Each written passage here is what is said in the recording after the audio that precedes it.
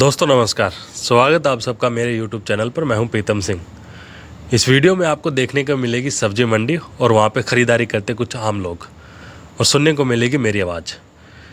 ये सब्जी मंडी हमारे नजफगढ़ की है। हम नजफगढ़ में 93 के आसपास आए थे, आज से लगभग 30 साल पहले। उस समय या यूँ कहें आज से 10 से 15 साल पहले इस सब्जी मंडी में 7 बजे के आसपास सब चीज़ें सिमट जाती थी। लेकिन आज जब मैं वीडियो बना रहा हूँ 10 अक्टूबर को, समय है रात के 9:30 बजे और ख़रीदारी करने वाले लोगों की भीड़ देख लीजिए आप। ये सब चीज़ें भीड़ या बहुत सारे लोग ये शॉपिंग करते हुए जो आपको दिख रहे हैं। कुछ लोग ड्यूटी से आए हुए हैं और वापसी में अपने घर जा रहे हैं, तो ख़रीदारी करके लेके जा रहे हैं सब्जियां। कुछ लोग घरों से निकल के आए हुए हैं। दिल्ली शहर में जैसे अब आप एंट्री करोगे किसी भी राज्य से, सबसे पहले आपका माथा ख़राब होता है। आप बोलते हो, आपके मुंह से एक लफ्ज़ निकलता है, आबादी बहुत ज़्यादा, भीड़ बहुत ज़्यादा, जनसंख्या बहुत ज़्यादा। क्या करूं मैं? पर इसके पीछे भी एक कहानी है। आपने आज तक किसी बंदे के मुंह से ये सुना है कि मेरे दोस्त की, मेरे चाचा की, मेरे बुआ के लड़के की, मेरे भाई की नौकरी लगी बिहार में और मेरा भाई दिल्ली से बिहार जा रहा है, या फिर मेरा भाई जा रहा है मध्य प्रदेश, मेरे भाई की ग्वालियर एक बहुत अच्छी कंपनी में नौकरी लगी, या मेरे भाई की एक गोरखपुर में बहुत अच्छी कंपनी में नौकरी लगी, या मेरे भाई की झारखंड में एक बहुत बड़ी कंपनी थी उसमें नौकरी लगी? नहीं सुना होगा, क्योंकि आज़ादी के कुछ समय बाद में आप सुनोगे कि आज़ादी के 100 वर्ष पूरे हो चुके हैं। लेकिन आज भी भारत के बहुत सारे शहर ऐसे हैं, मध्य प्रदेश, झारखंड, बिहार, यूपी का गोरखपुर के साइड का इलाका, जहाँ मूलभूत सुविधाएं नहीं है। पीने के लिए पानी नहीं है, बिजली नहीं है, और भी बहुत सारी व्यवस्थाएं, अच्छी शिक्षा व्यवस्था नहीं है, स्वास्थ्य के लिए कोई हॉस्पिटल नहीं है। आज भी वहाँ के लोग अपने परिजनों को जब हॉस्पिटल लेके जाते तो चारपाई पे लेके जाते।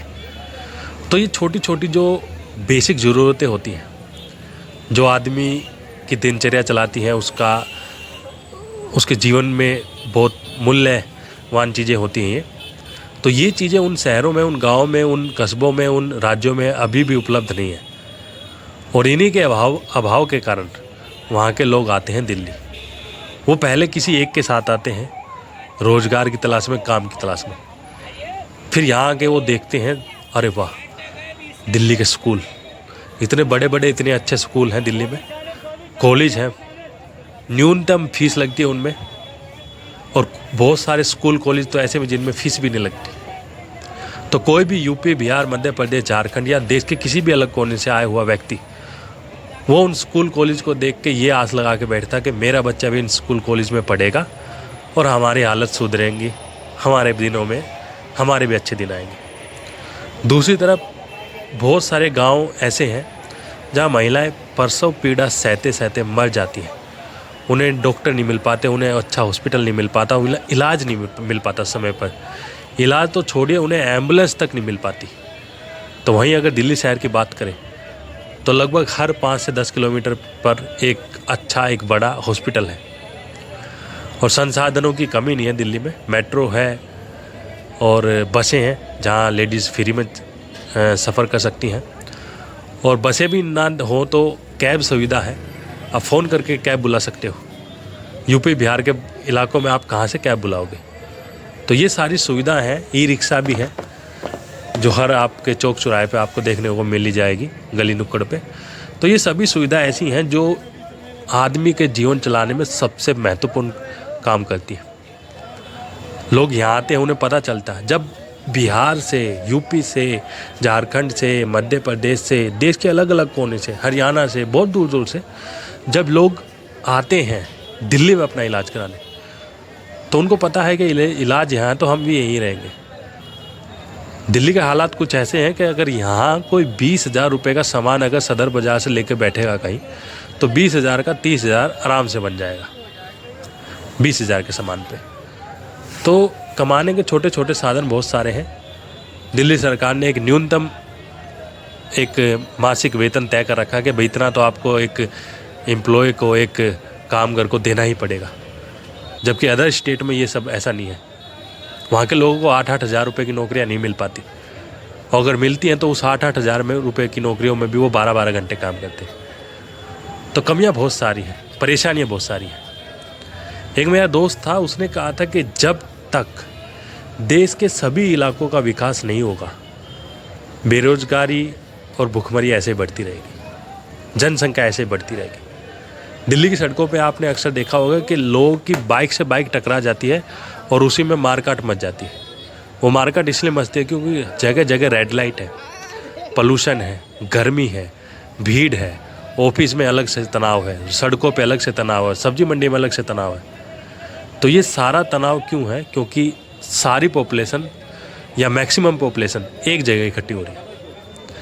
मेरी वीडियो को कोई अदर मत लेना, मतलब हम भी दिल्ली से नहीं है, हमारा गांव भी खरखोदा के पास में, जो हमारे नजफगढ़ से 32 किलोमीटर दूर है। लेकिन 30 किलोमीटर, 32 किलोमीटर, 50 किलोमीटर, 100 किलोमीटर, यूँ कहें 200 किलोमीटर तक भी लोग अगर कहीं जाते हैं, जाके बसते हैं काम की तलाश में या कैसे भी करके, तो मैं उनको एक लिहाज से जायज़ मानता हूँ। दिल्ली से अगर 200 किलोमीटर आप यूपी की तरफ चलते हो तो आपको आगरा एक बहुत बड़ा शहर मिलता है।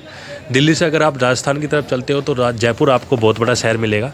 दिल्ली से अगर आप हरियाणा की तरफ चलोगे तो 200 किलोमीटर बाद आपको पानीपत, करनाल और कुरुक्षेत्र, उसके बाद में चंडीगढ़ बहुत बड़ा शहर मिलेगा। दिल्ली से आप उत्तराखंड की तरफ जाओगे तो हरिद्वार आपको बहुत बड़ा शहर मिलेगा। 100-200 किलोमीटर के रेंज में अगर आदमी काम की तलाश में जाता तो मेरे को वो बिल्कुल भी नाजायज़ नहीं लगता। लेकिन जो लोग यूपी, बिहार से आए हुए हैं यार, हज़ार किलोमीटर दूर से आए हुए हैं, तो इसका मतलब बीच रास्ते में ना कोई साधन मिला, ना कोई काम मिला। और जब तक इनके इलाकों में रोज़गार की समस्या का सलूशन नहीं होगा, दिल्ली की आबादी ऐसे ही बढ़ती रहेगी। ये कारण है दिल्ली की मैक्सिमम जो आबादी बढ़ी है उसके पीछे।